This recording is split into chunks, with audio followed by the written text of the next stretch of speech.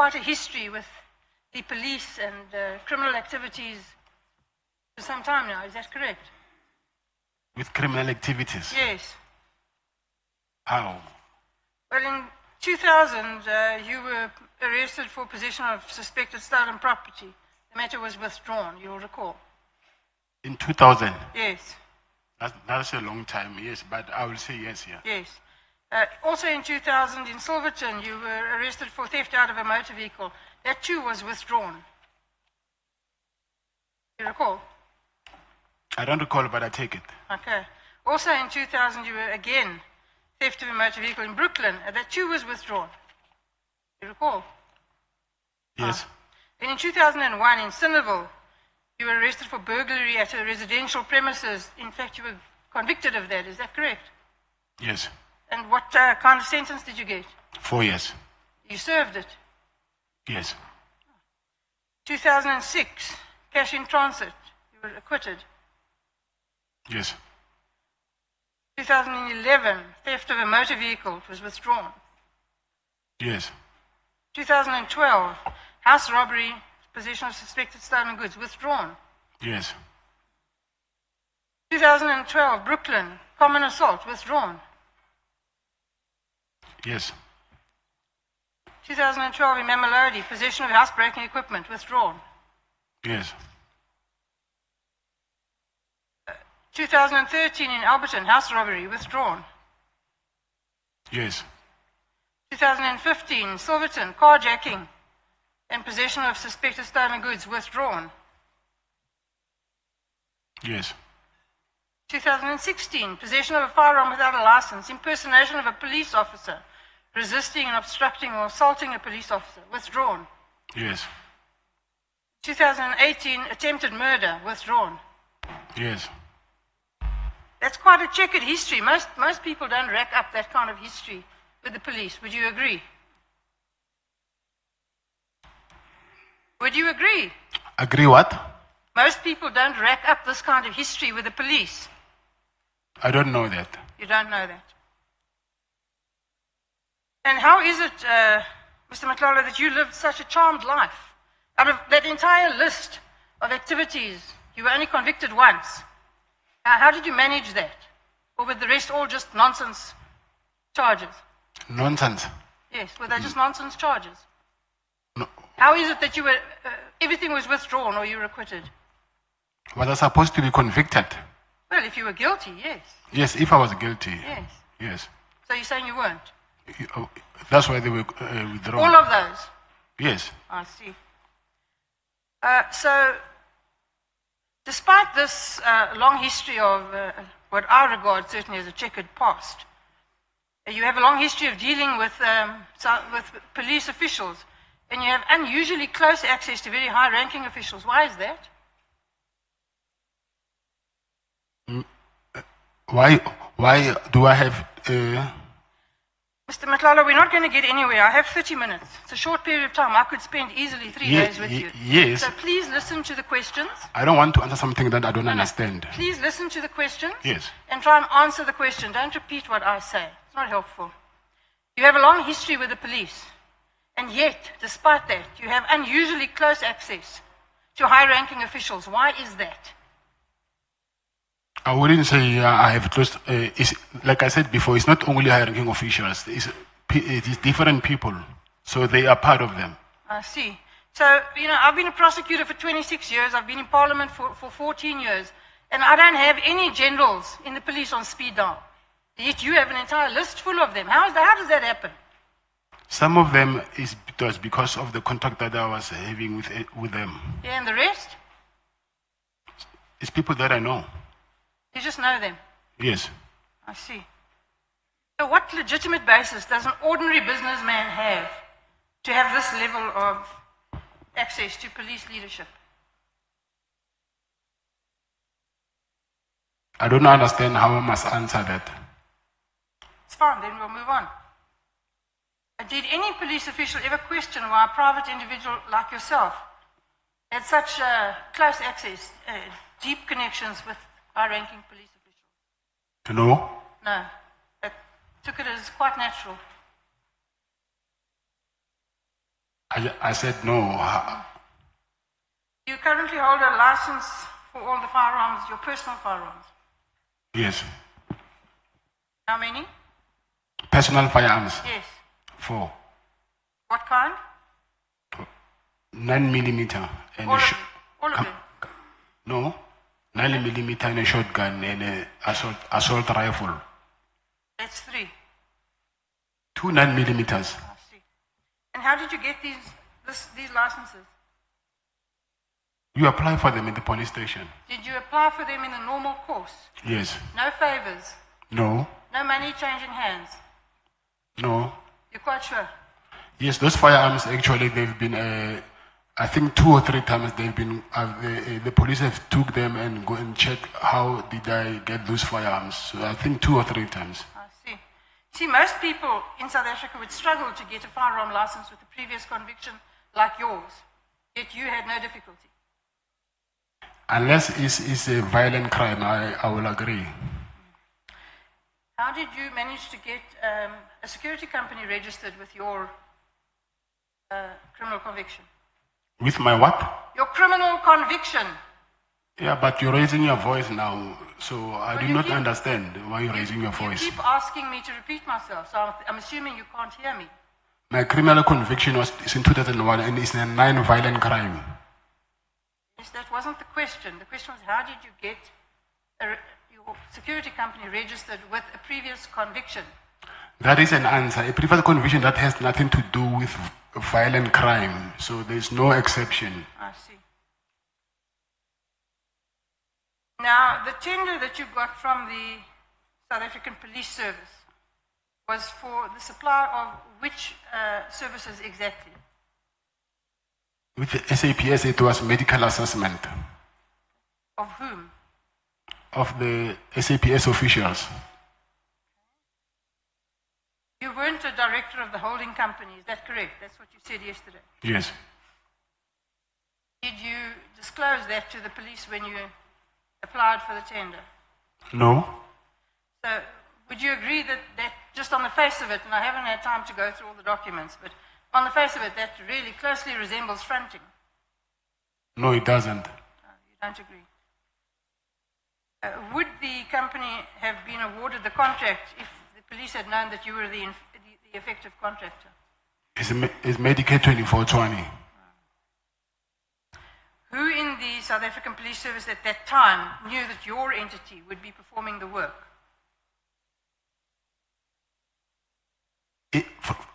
From the SAPS? Yes. No police officials are performing work on my behalf.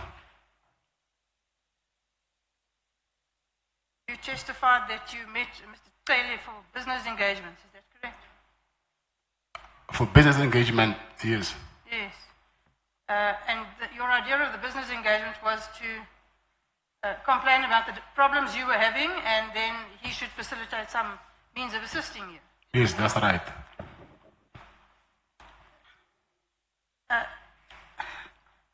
And is getting manicures part of your business protocol? Getting a manager? Manicures, having your nails done. Manicures? Yes. It's part of what? Your business protocol. No, it's not. No. Is it not so that you and Mr. Tlele met on at least 5 occasions at Edge for Men in Menlyn, where you get your nails done, both of you? I've never met Mr. Tlele there. I see. And the 500,000 rand you say was because Tlele asked for it, and it was in return for him having facilitated getting rid of the difficulties that you were having. So getting rid of the harassment and sorting out your problems that you were having with the police. Is that correct? Did I understand you correctly? I said to you that after he helped me, he said to me, I must give him money because he also helped me. I didn't say I gave him money because of he helped me. He the other way around. No. I accept that's what you say. But you asked him for assistance, he gave it, and then he asked for money. Yes, that's true. In return for that assistance. Yes, that's true. Yes. Now, what do you think that is? Is that a business relationship, or is it just being good friends, or? I will say he's returning a favor. It's returning a favor. Yes, I will say that. So you were returning the favor. Yes, according to him, yes. I see. And you don't think that's corrupt? No. So you don't think that Mr. Cele interfering, using his position in the police to interfere with police processes, make them go away, and then when he does that, you pay him $500,000. That's not corruption. Yeah, from his side, I will say it's corruption. But not from yours. No. You know that there are two parties involved in corruption. There's a corruptor and a corruptee. Yes, I agree. Okay, well, I'm telling you, in my view, in this situation, you're the corruptor. Okay. Why would any businessman just casually hand over $500,000 to a senior police official? Why didn't you report him? To who? To the police. The same police that are harassing me. Well, there are many police. I'm sure the entire police force wasn't harassing But you. there is only one national commissioner. Okay. So you paid to make your problems go away? Of course. Yeah. And I'm sad to tell you, Mr. Matlala, that is corruption. You call these payments facilitation fees. Of course. Yeah. A euphemism for corruption. You agree? No, I don't. So the lease on the property, the hospital property, you got the lease, you then got the contract, and then you complained the police were not giving you enough work. Why were the police under an obligation to give you work? It's part of the SLA. And what was that arrangement? What work were they supposed to give you, and how much? From all different work streams, from medical assessment to incapacity leave, injury on duty, any work stream that they have, wellness. And who promised you this stream of ongoing work? It's the SLA itself. And what in totality was this contract going to be worth? 360 million. How much did you get of that? I'll say maybe 50 million. 50. Yes. So, what other streams of income do you have apart from this contract? Security. Yes, and what do you earn, just generally speaking, from that? It's not the same. It depends on how many clients you have. Yeah, well, that's why I said generally speaking, just a ballpark figure. So maybe 2 million. Is that a month, a year? A month. I see. So you're quite generous. You give away quite a lot of money. You bankrolled Cele to the tune of $500,000. You bankrolled the ANC's party on the 8th of January. Again, you must surely feel this money.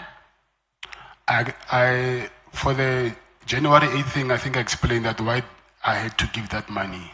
Yeah, I'm not suggesting anything about the reason. I'm saying normal people would feel that money. Nobody just hands out that kind of cash. Even myself, I felt it.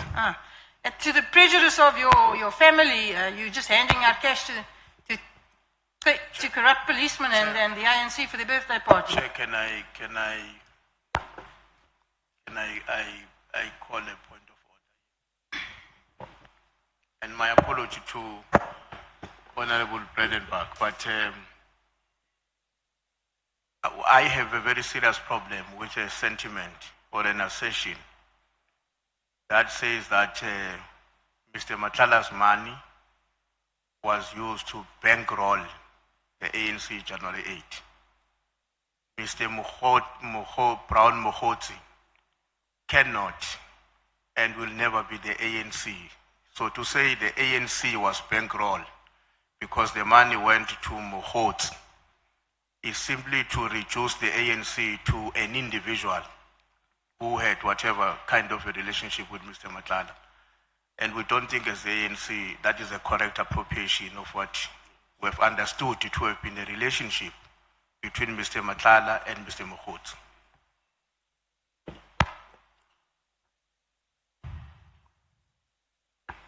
Did Mohotsi ask you money in the name of the ANC? Not in the name of the ANC. He asked me money, and then he said he was working with the minister of the police, who is in the ANC. Okay. The point is sustained, Chief Whip. Honorable Male. No, on a point of order. Mr. Matlala made an allegation that money was sourced to pay for people to go to the January 8th celebration of the ANC. And what the Honorable Breytenbach is doing is testing that evidence. And you cannot restrict her, because we want to arrive perhaps at a conclusion that the money was for Mkhotsi or was for the ANC. So it can't be that when we are now testing the evidence that was led here, January 8th is of the ANC. People were paid transport, accommodation, and all of that, including buying table in the dinner of the ANC. So we're testing if this money is to benefit of the ANC. So we're now at a point of testing the evidence. We're not at a point where we can say we've now concluded that the money was from Mkhotsi. It can't be. We're testing that evidence, and the ANC was mentioned in the evidence in chief. Yeah. I think the witness has said it, honorable members, that he did not give the ANC money. He gave money to Mkhotsi, who said he was working with the minister. So the matter can be probed further. For now, it has not been proven that the money was used to bankroll the ANC. And that comes from the mouth of the witness. He says, yeah, you can continue testing it if you want to test it. The witness is here, he will respond for himself. But like I said, that point of order was sustained. Thank you. What did you give the money to Mr. Mkhotsi for? Said he wanted to entertain his friends and book them flights and accommodation. For what? Flights and accommodation. For what? For the To go January where? for the January 8th celebration. And what is the January the 8th celebration? I think it's the celebration that the ANC hold every year. Thank you. So,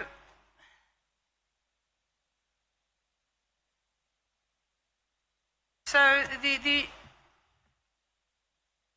truth is that you received 50 million on that contract that had run for how many, what period of time when you received the 50 million?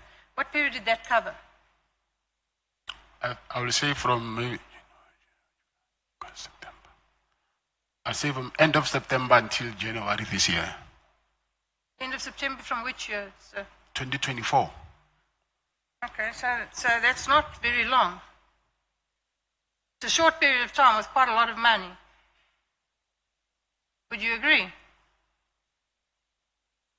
It depends on the kind of work that you're doing. Yes, well, I'm asking you, it's a lot of money, in my view, for that short period of time. So what was your profit margin on that 50 million?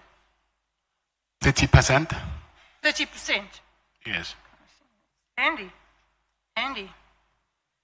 And so, it would appear to me that these massive payments were just not justified, that they were just rubber stamping money into your account. Would you agree? No. No. Your business depended heavily on the police service contract, is that correct? Yes. And that's why you were desperate to keep the contract alive? Yes. And went to such lengths to get people to intervene, to make sure the contract wasn't cancelled? Yes.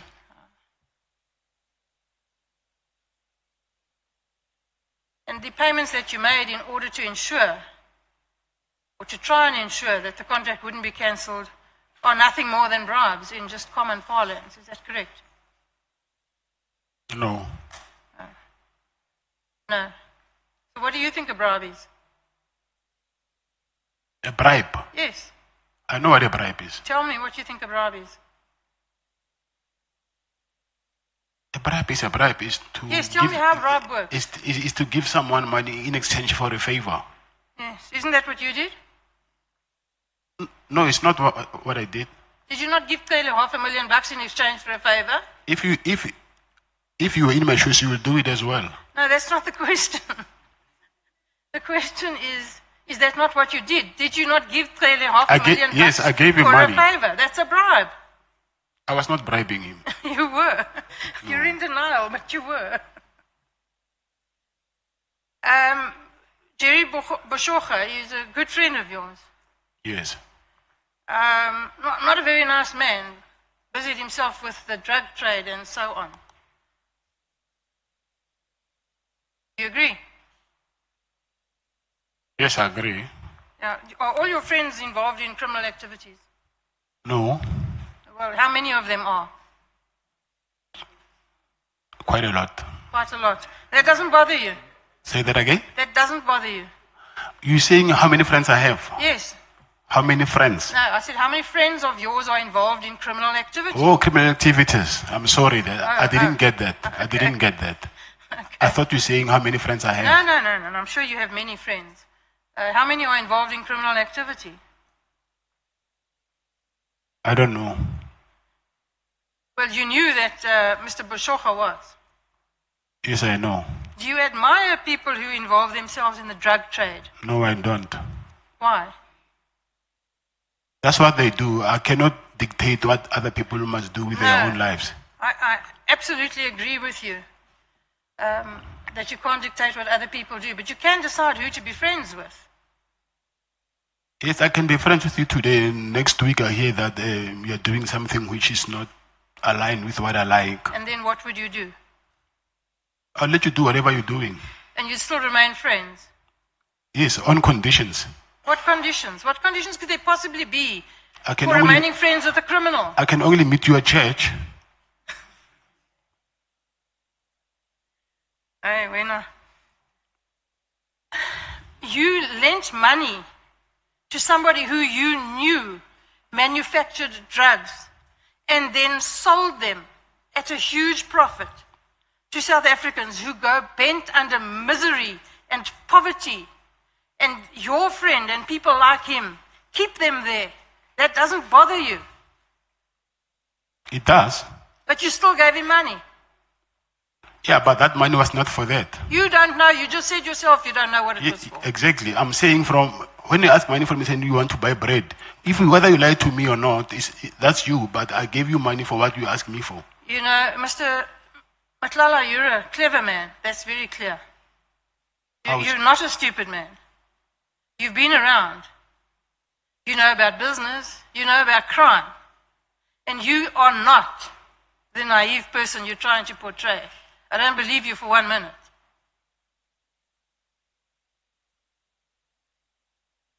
Now, have you ever heard anything about Mr. Boshocha again? Where is he? I don't As know. far as I'm aware, he hasn't been heard of again. Yes, I don't know. And what happened to his business? I don't know. And what happened to the money he still owes you? Not been paid. Yes. Yeah. Yeah. Very suspicious. That whole thing is suspicious. Does it not rouse your suspicions? This disappearance. It's suspicious. Yes. Of course, it's suspicious. Yeah. Where's his wife and his child? At their house, I think. They've returned, just not him. They've what? Have they returned? It's just him that has not returned. They were never kidnapped. Oh, they were never kidnapped. They were never Oh, kidnapped. I see. I thought they were all kidnapped. When you traveled to KZN to meet Mr. Cele, you go in a convoy of 6 or so cars with up to 14 men, you say. Yes. Well, unless you're an incredible show-off, what is the necessity for that? I'm in business. I'm advertising my business. Okay, so are all those cars branded? No, they're not. So then how do you advertise your business? They've got number plates. They've got number plates. Yes. Are they branded? No, they're not. Okay, well then you'll agree with me that makes no sense. It makes quite a lot of sense. Okay. Do you travel in blue light convoys with this paramilitary style convoy of yours? No, I don't. You used to. To do what? travel with blue light convoys? No. Yes. And how did you access those blue light convoys? I never used blue lights. Never ever. Yes. So anyone who says you did is a liar. I'm not saying he's a liar, but I'm saying I've never used them. Okay. The protection that you supplied in Ekurhuleni, you supplied protection to the municipal officers, I think? Correct me if I'm wrong. And also sometimes to the mayor, is that correct?